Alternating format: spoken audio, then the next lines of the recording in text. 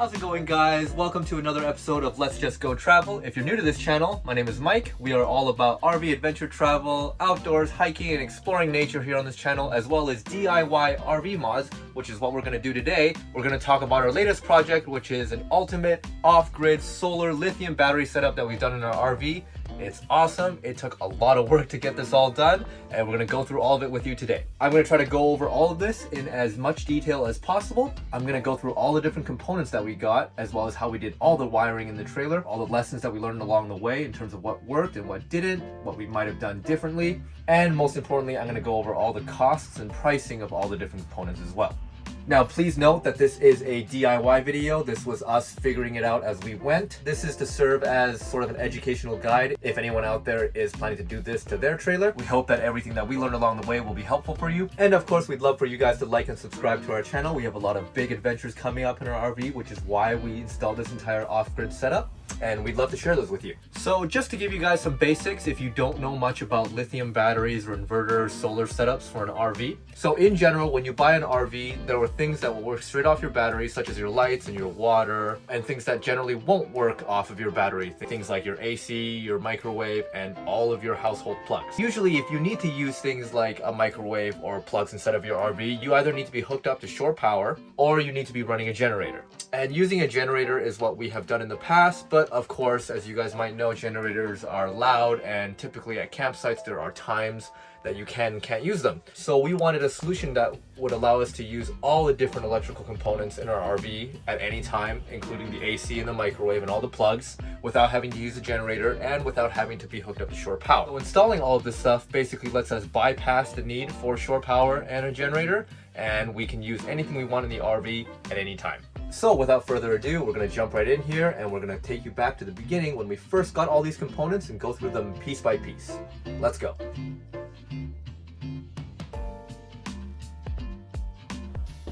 Hello. Today is the day that we've all been waiting for. The last few pieces of our completely off-grid solar inverter lithium battery setup arrived today. And we're gonna do an unboxing of everything. And tomorrow we're gonna install all of this into our trailer. I am so excited. After we do all this, our trailer will be completely off-grid. We'll be able to run absolutely everything in here, including the AC, off of just batteries. I'm so excited. This is gonna be so awesome. So what we're gonna do now is I'm gonna open up all these boxes. I'm gonna go through piece by piece all the different components that we have.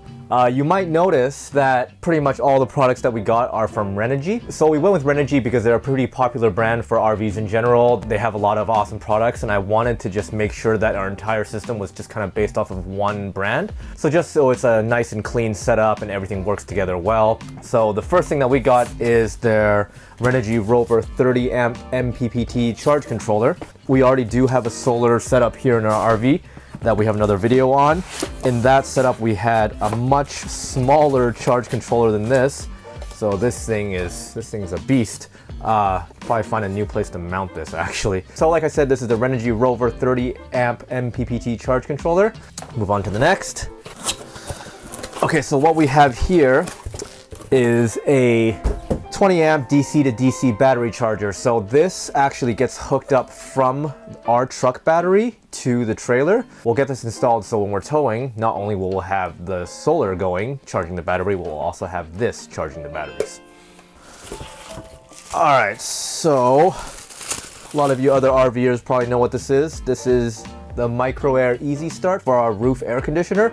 Basically what this will do is make it so the initial power draw of our air conditioner is much less than what it normally is, and thereby letting our inverter that we're installing be able to power it and run it through our batteries. So we'll have to install this on the roof. All right, time for this big boy. Okay.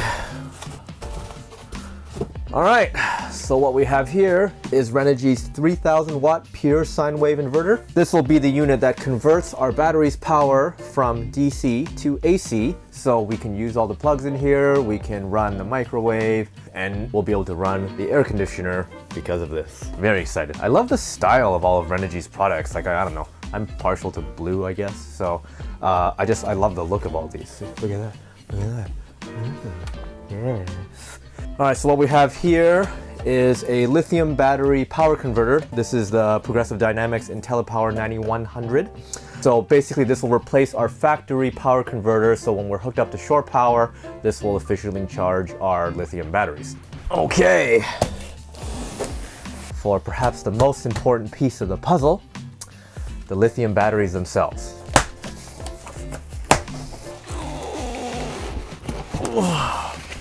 Whew, these are pretty heavy. All right, here we are. Renogy 170 amp hour lithium battery. We bought 3 of these puppies, so we're gonna have a combined total of 510 amp hours of power. Oh, these things. I'll just do like 30 of these, and I don't need to work out anymore.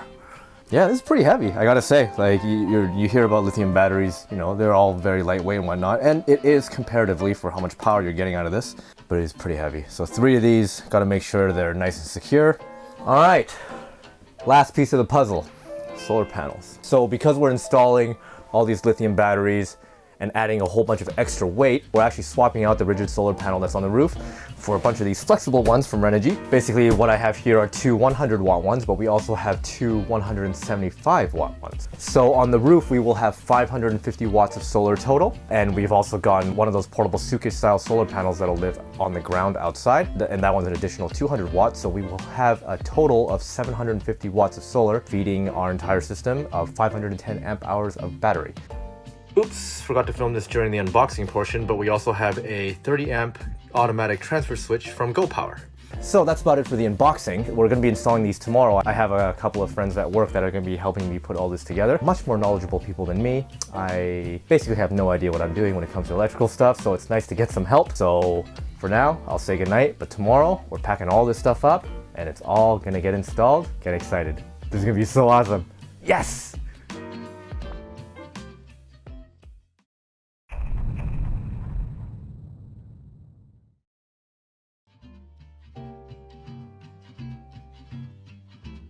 Okay, it's 5 months later.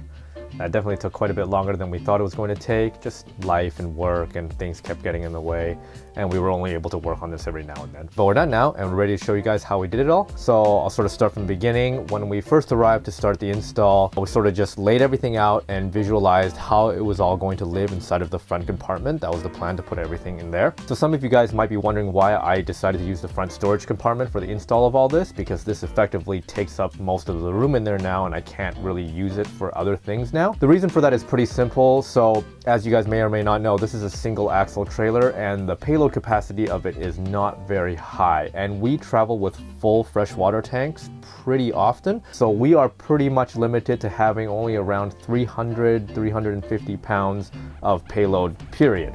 So we're talking everything from all of our clothes, all of our kitchen stuff, all of our gear, everything has to fit around 300-ish pounds, which is not a lot, and that adds up really, really quick. So we decided that all the things that used to live in the front storage compartment will now live in the truck, and the only things that will stay in that compartment now is this battery setup and all the different components that go with it. It's a bit of a sacrifice for sure now that we don't have that storage space, but you kind of have to do what you got to do in order to stay within payload limits of trailers like this. And the whole point of this is to be off-grid, and we usually cannot be without water, so it's kind of a non-negotiable thing. So moving on, we decided to put everything inside of that front compartment. We lined everything up, and then we started getting to work. I gotta say, it was really nice to have friends that were able to help me install this, especially my friend John, who basically designed this entire system and the layout of how everything would go. He's much more of an expert than I, and it was awesome to have his help.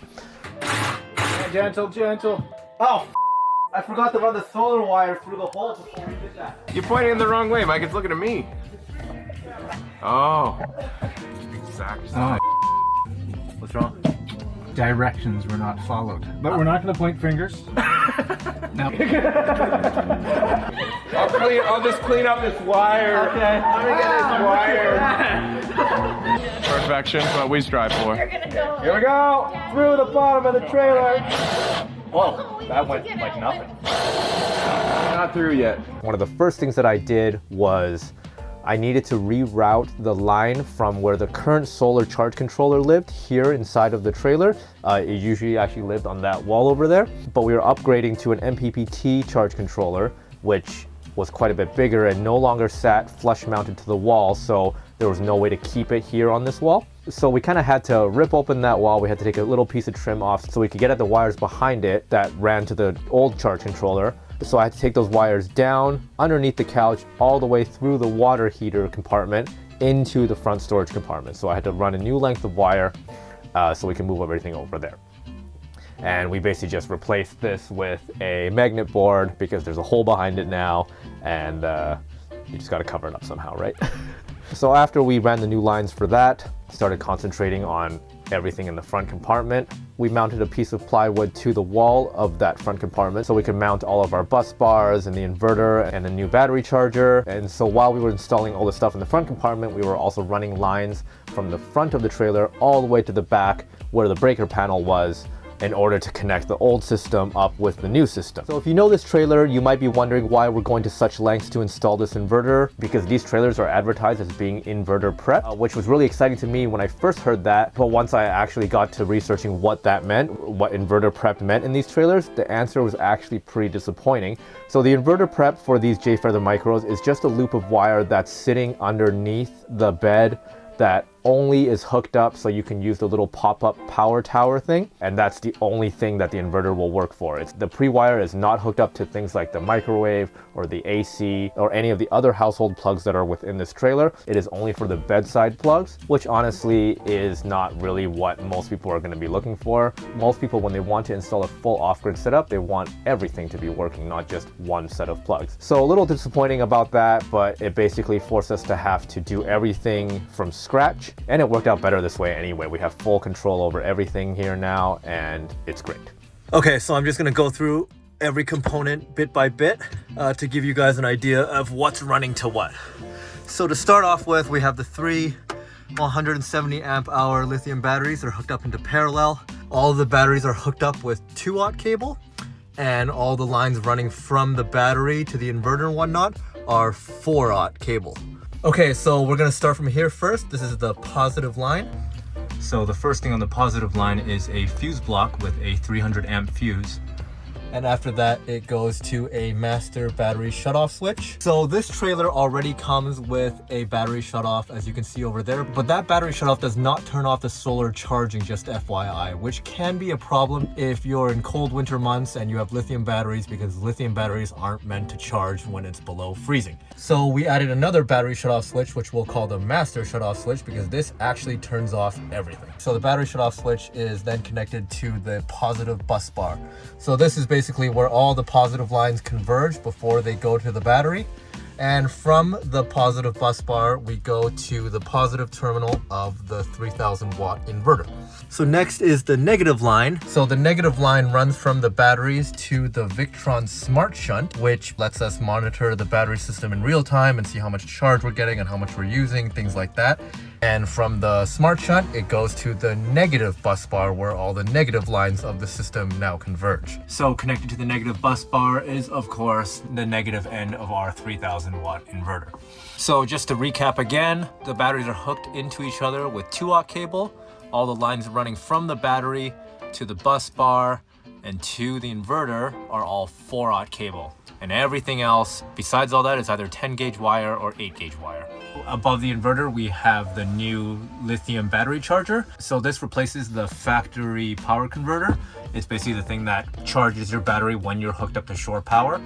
Okay, so this is what the front pass-through storage now looks like. I still gotta clean up some of these wires better, but I wanted to get this video done so you guys can see where we're at. This is the DC to DC battery charger. This is the thing that will hook up to our batteries and charge them while we are towing. So basically these lines here, we drilled a couple of holes, and underneath here, ran them through this cable protector. And on the front of the trailer, we have the other end, which is these Anderson connectors.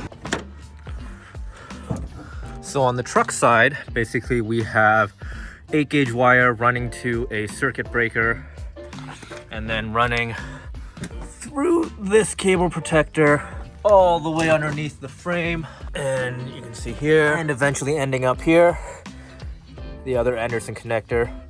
So these will always be hooked up when we're towing so we can get the proper charge for our lithium batteries. Next is the solar charge controller. So like I said, we had to move this from beside the couch to here because this one's not flush mount and it wouldn't have fit. So as you can see here, there's two thick black wires. One's running to the inverter and one's running to the battery charger. They come underneath the trailer, drilled out holes here, and they run along the length of the frame all the way to the back. And at the back of the trailer, they go up through here, which ends up behind the breaker panel inside. Okay, so just to quickly go over what we did here with the transfer switch.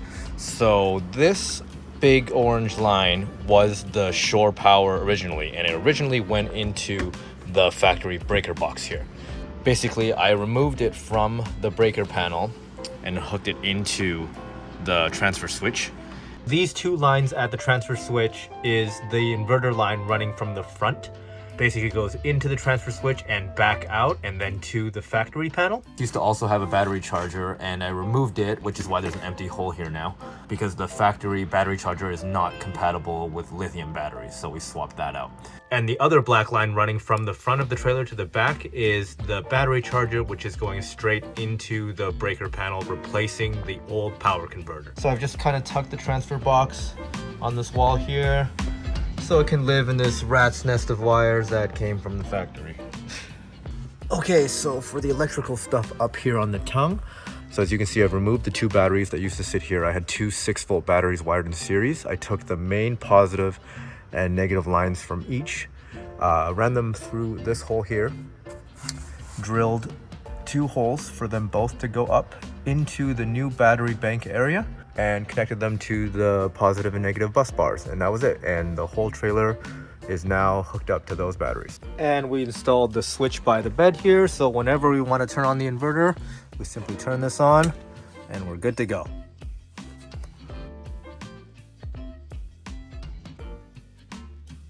Okay, so the solar on the roof. So this is the part of the install that kind of went back and forth on. I basically started with one method and I ended up tearing all of it apart and doing another method. So we have 2 100-watt solar panels and 2 175-watt solar panels. So my original plan was to wire these in a series parallel configuration. Working with mismatched solar panel sizes, doing a series parallel configuration is the only way to get maximum efficiency out of all of them, which is why I went down this path.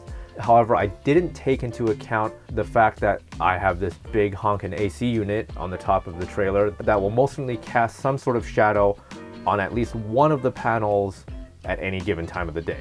So after I had hooked it up in this series parallel configuration, I started doing tests to see how much power we were getting from all of them, and it was pretty bad when there was any sort of shade. It would work pretty great when there was no shade, but the chances of that happening are pretty rare in most cases. So the way I had installed these panels was with Eternabond tape along the edges. I had seen this method online in a bunch of different videos, and it worked okay at first, but it only took about a month or so for all the tape to get super mildewy because of the rain. It just looked awful and dirty, and there was water underneath a whole bunch of it as well, which I couldn't get out. So I ended up just ripping all of it apart and starting from scratch, and I decided to do a little bit more research and mount them in such a way that was much cleaner and just looked a lot nicer and allowed for airflow and water to escape from underneath, things like that. You can see here, I took these lattice end caps that was suggested by RV with Tito. I took these lattice end caps and cut them to size so they could form around the whole panel. I wedged the solar panel and the corrugated plastic sheet in between these, and then double-sided Eternabond tape all the end caps down. I definitely like this setup a lot better. It's way cleaner than it was before, and I don't have to worry about the tape getting super mildewy and water getting trapped underneath the panels, as well as now the panels have a good air gap so they will not overheat. And during that time, I also rewired the entire thing, so all the panels were now hooked up in parallel instead of a series parallel configuration. Now, hooking up mismatched panels in a parallel configuration is not the most ideal because you will lose some efficiency, because what will happen is it will take the lowest voltage, which in this case is the 100-watt panels, and apply them to all of them. But I will still get most of the power out of all of these, and really at this point I don't want to buy more components. It's good enough for now, and I'm pretty happy with it. And also on the ground we have a 200-watt portable panel that we will hook up to the tongue of the trailer. So all of that together should give us plenty of power. Another thing that I had to add as a result of this new solar setup was fuses for every single panel. This was another thing that I had not expected because my original plan was to do the series parallel configuration like I had mentioned. But now that it's all in parallel, it is safer to have fuses on every single panel because so much power is being put into the combiner on the roof. For the air conditioner on the roof, we threw in a micro air easy start, which allows the roof AC to pull less power draw right off the bat when it first starts up. This is a common issue with adding inverter systems that will start your AC. Usually the power draw of an AC is too great right off the bat, which is why you add in one of these easy starts to sort of mitigate that, so your new inverter system can keep up with it and can provide sufficient power. Unfortunately, I haven't been able to test the AC in these conditions yet. It's still pretty cold up here in Vancouver, Canada, and I need to wait for it to get a little warmer before I can even turn on the AC. But hopefully I'll have more info for you guys on that later on. We didn't install the system with the sole intent on being able to run the AC. That's just sort of like a nice bonus. We really just need the system to power all of our appliances such as microwave, toaster oven, all of our electronics like computers and camera gear and things like that. Being able to run the AC is a nice bonus, but the solar setup that we have put in is not sufficient to completely keep up with the AC being used. It will be more of like an as needed basis or during times when it's really, really hot and we just have to have it on for like an hour or so. Things like that. We're not planning on running the AC for hours and hours at a time and hoping that the solar will be able to keep up with it, because it won't. Overall, I'm really happy with this setup. There's definitely a lot of different ways that we could have gone about this, and there's a lot of different types of hardware that you can use for something like this. A lot of people might be wondering why we didn't go with a full inverter charger system like lots of people out there do. Examples include like the Victron Multi Plus and things like that. So that basically it all comes back down to the payload and the cargo capacity of this trailer. I did originally want to get an inverter charger all-in-one type unit, but just kind of comparing the weight difference between an all-in-one unit and having them all separate, it was actually a really significant difference. So I made the choice to keep all the different components separate just because they're way less in the end.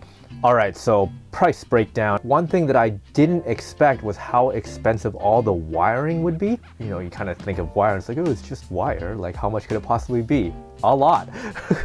So in total for the entire setup, all the components and all the wiring, it was about $7,000 Canadian. I'd say about $5,500 of that was for all the hardware components such as the battery, the inverter, the chargers, the solar panels, all that kind of stuff. And about $1,500 of that was just wiring. So yeah, I definitely didn't expect to spend that much money on all the wiring components, but now you know. Things that I would do differently. So if I had known what the end result of all this was going to be, I wouldn't have done the solar setup the way that I did.